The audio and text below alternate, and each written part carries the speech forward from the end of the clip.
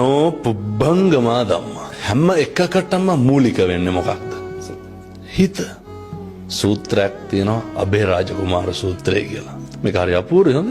බුදුහාමුදුරුවෝ දානේ වළඳලා ඉවර වෙලා අබේරාජ දැන් ඔය වගේ ඉඳගෙන ඉන්න පොඩි එකා උකුලේ. ඔය නිගණ්ඨනාත පුත්ත කියලා ශාස්ත්‍රූවරයෙක් හිටියනේ. මිනිස්සයාගේ ගෝලයෙක් අබේරාජ. අබේරාජ බුදුහාමුදුරුවන්ගෙන් ප්‍රශ්න ටිකක් අහනවා. බුදුහාමුදුරුවෝ අර පටිපුච්ච ව්‍යාකරණ ක්‍රමයේ යටතේ අබේරාජගෙන් ආපහු අහනවා.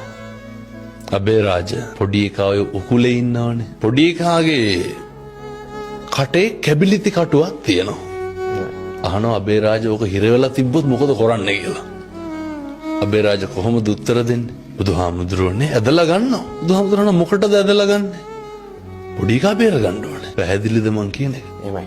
බුදුහාමුදුරුවෝ අදිනකොට ලේනවනේ.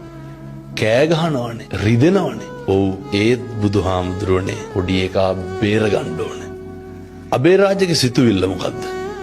කැබිලිති කඩුව ඇදලා ගන්නේ ඇයි? පොඩි එකා බේර ගන්න. දැන් පැහැදිලි ඇති මිනිස්සුන්ට මං කියන එක. වේදනයි පොඩ්ඩක්, තුවාලයි පොඩ්ඩක්.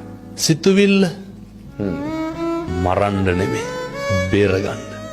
උන්වහන්සේ උගන්වනවනේ චේතනාවමයි කර්මය වෙන්නේ කියලා. මිනිස්සුන්ගේ සිතුවිල්ලේ තියෙන කළු සුදු මට්ටමේ අඩු වැඩිය අනුව තමයි කරන ක්‍රියාවේ ප්‍රතිඵල යහපත්ද අයහපත්ද කියන එක තීරණය වෙන්නේ.